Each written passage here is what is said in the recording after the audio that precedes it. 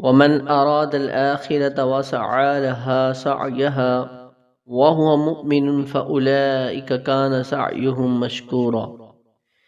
جو انسان آخرت کا ارادہ کرے اور اس کے لیے کوشش کرے جیسے کوشش کرنے کا حق ہوتا ہے، تو اللہ رب العزت ایسے لوگوں کی کوششوں کو قبول فرماتے ہیں، اور فرمایا کہ انی لا اضیع عمل عامل منکم من ذکر او انثی، مرد ہو یا عورت، میں تم میں سے کسی کے بھی کیے ہوئے عملوں کو ضائع نہیں کرتا۔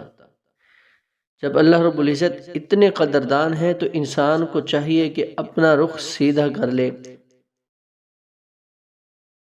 کیونکہ کسی بھی منزل پر پہنچنے کے لیے ان دو چیزوں کا ہونا شرط ہے۔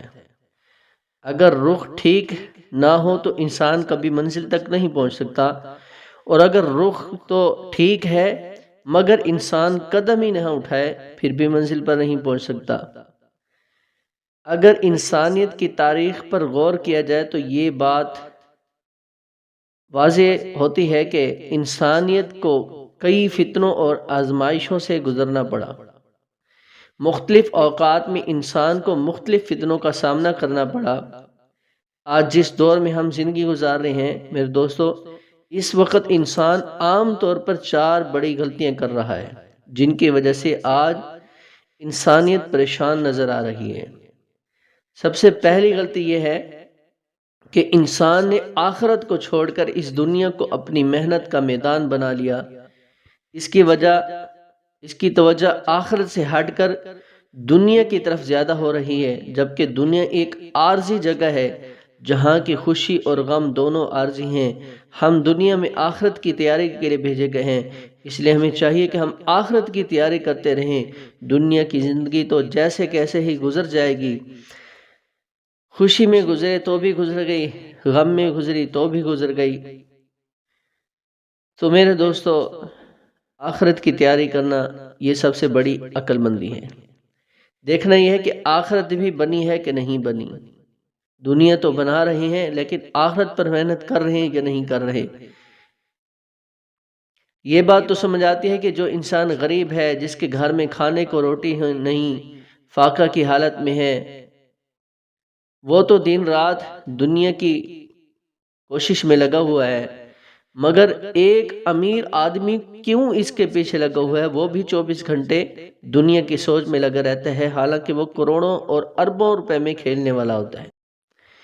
ہم جتنی بھی دنیا حاصل کر لیں، جتنی بھی دنیا پر محنت کر لیں، ہمارے دلوں کو سکون نہیں ملے گا۔ حدیث پاک میں آتا ہے، کسی کو ایک وادی سونے کی دی جائے دوسری کی خواہش کرے گا، دودھ دے دی جائے تیسری کی تمنا کرے گا، حتیٰ کہ پوری دنیا سونے کی بنی ہوئی ہو تو تمنا کرے گا کہ اس کا بنانے والا بھی میں ہوتا۔ دنیا کے سونے اور چاندی میں یہ کیفیت نہیں ہے کہ یہ انسان کے پیٹ کو بھر سکے۔ یاد رکھیں میرے دوستو کہ انسان کا پیٹ دنیا میں کبھی نہیں بھر سکتا، اسے تو فقط قبر کی مٹی ہی بھرے گی۔ اور دوسری انسان کی سب سے بڑی غلطی یہ ہے کہ انسان نے روحانیت کے بجائے مادے کو اپنی محنت کا میدان بنایا ہے۔ مغرب کی دنیا میں آج مادے پر اتنی محنت ہو رہی ہے کہ انسان سن کر حیران رہ جاتا ہے۔ وہاں مادی ترقی بہت عام ہو رہی ہے۔ اور انسان کی تیسری غلطی یہ ہے کہ انسان نے اپنے من کو چھوڑ کر اپنے تن کو محنت کا میدان بنا لیا ہے۔ آج ہمیں جتنی فکر اپنے ظاہر کی ہے اس سے زیادہ اپنے باطن کو سنوارنے کی فکر ہونی چاہیے۔ میرے دوستو، ہمارے چہرے پر ذرا سی کوئی چیز لگی ہوئی ہوتی ہے تو ہم کیا کرتے ہیں؟ ہم لوگوں میں جانا پسند نہیں کرتے، لیکن دل میں میل چڑھی ہوئی ہوتی ہے، ہم اسی حالت میں اللہ رب العزت کے حضور پہنچ جاتے ہیں۔ ہمیں پرواہ ہی نہیں ہوتی کہ وہ مالک الملک ہمیں کیا کہے گا۔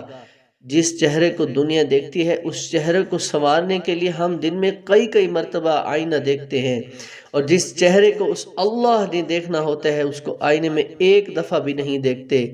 منہ دیکھ لیا آئینے میں پر داغ نہ دیکھے سینے میں، جی ایسا لگایا جینے میں مرنے کو مسلمان بھول گئے۔ ہمیں دل کے آئینے کو چمکانے کی ضرورت ہے میرے دوستو۔ حدیث پاک میں آتا ہے کہ بے شک اللہ رب العزت تمہارے جسموں کو، تمہاری شکل و صورت کو نہیں دیکھتے، بلکہ وہ تو تمہارے دلوں کو، تمہارے اعمال کو دیکھتے ہیں۔ اس لیے وہ چہرہ جو دنیا دیکھتی ہے، اس کو دن میں اگر کئی مرتبہ دیکھتے ہیں تو جس چہرے کو ہمارا پروردگار دیکھتا ہے، ہم اس چہرے کو بھی اپنے ضمیر کے آئینے میں تھوڑی دیر کے لیے بیٹھ کر دیکھا کریں کہ یہ انسانوں والا چہرہ ہے یا حیوانوں والا چہرہ ہے۔ چوتھی غلطی انسان کی یہ ہے کہ اپنے دل کو چھوڑ کر اپنی عقل کو محنت کا میدان بنا لیا ہے۔ سائنس، ٹیکنالوجی، کمپیوٹر، باقی تمام علوم جن کا تعلق انسان کے دماغ کے ساتھ ہے، ان تمام علوم کا مرکز و محور عقل ہے۔ آج دنیا میں ان علوم کا بولا جا رہا ہے، جس سے صاف ظاہر ہے کہ عقل پر محنت ہو رہی ہے، لیکن عقل ایک کمزور بنیاد ہے۔ علامہ اقبال رحمۃ اللہ علیہ نے کہا، عقل عیار ہے 100 بھیس بنا لیتی ہے، عشق بیچارہ نہ وائز ہے نہ زاہد و خطیب۔ انسان کو عقل کی بجائے دل پر محنت کرنی چاہیے، کیونکہ عقل دل کے تابع ہے۔ ارادے بھی دل میں اٹھتے ہیں، خواہشات بھی دل میں پیدا ہوتی ہیں۔ عقل ان خواہشات کو پورا کرنے کی ترغیب بناتی ہے۔ انبیاء علیہ السلام نے انسان کے دل کو محنت کا میدان بنایا۔ دیکھیں، محبت کا جذبہ کہاں پیدا ہوتا ہے؟ دل میں۔ نفرت کہاں پیدا ہوتی ہے؟ دل میں۔ انتقام کی آگ کہاں بھڑکتی ہے؟ وہ بھی دل میں۔ گویا تمناؤں کا مرکز و محور انسان کا دل ہوتا ہے۔ دل میں جس طرح کے جذبات ہوں گے، ویسے ہی انسان کے دماغ کی کیفیت ہوگی۔ دل میں نفرت ہو تو انسان کا دماغ اس کے بارے میں غلط سوچنا شروع کرتا ہے، اور جب دل میں محبت ہوتی ہے تو آنکھوں پر ایسی پٹی بن جاتی ہے کہ انسان کو اپنی محبوب میں کوئی برائی نظر نہیں آتی۔ لہذا انسان کے دل پر محنت کرنا نہایت ضروری ہے۔ قرآن پاک اس پر گواہی دیتا ہے، فرمایا لَهُمْ قُلُوبٌ يَعْقِلُونَ بِهَا، اے کاش ان کے دل ہوتے جو انہیں عقل سکھاتے، او آذان یسمعون بها، ان کے کان ہوتے جن سے وہ ہدایت کی بات سنتے، فإنها لا تعمى الابصار، بے شک آنکھیں اندھی نہیں ہوتی، ولكن تعمى القلوب التي في الصدور، بلکہ سینوں کے اندر دل اندھے ہوتے ہیں۔ نبی کریم صلی اللہ علیہ وسلم نے ہمیں جو نظام زندگی دیا وہ کوئی اور تھا۔ وہ نظام تو انسان کے دل کو ایسا بدل دیتا ہے کہ محفل ہو یا تنہائی ہو، کسی کی پڑی ہوئی چیز کو آنکھ اٹھا کر دیکھتا ہی نہیں۔ حتیٰ کہ اگر راستوں میں کمبل گرتے ہوئے پڑے مٹی بن جاتے ہیں، لیکن مسلمانوں کی نظر اس پر نہیں پڑتی تھی، کیونکہ وہ سمجھتے تھے کہ اس وقت اگرچہ دنیا کا کوئی آدمی نہیں دیکھ رہا، مگر میرا اللہ تو دیکھ رہا ہے۔ میرے دوستو، آپ ایسے لوگ بہت تھوڑے دیکھیں گے جو اس لیے حیران و پریشان ہوں گے کہ آج ہمارے دل کی حالت اچھی نہیں ہے، ہمارے دل میں غلط خیالات کیوں آتے ہیں، ہمارے دل میں گناہوں کے جذبے کیوں پیدا ہوتے ہیں، ہمارے دلوں میں ایمان حقیقی کا جو لطف آنا چاہیے تھا وہ کیوں نہیں آ رہا۔ لہٰذا اپنی توجہ کا قبلہ ٹھیک کرنے کی ضرورت ہے۔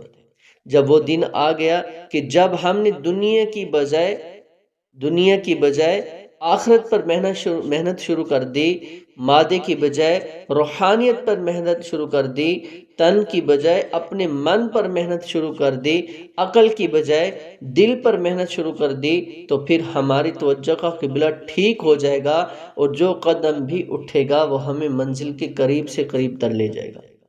دعا ہے اللہ رب العزت ہمیں آخرت کی فکر نصیب فرما دیں، اور جب دنیا سے جانے لگے تو صدا آ رہی ہو، یا ایتھا النفس المطمئنہ ارجعی الی ربک راضیۃ مرضیہ فادخلی فی عبادی وادخلی جنتی۔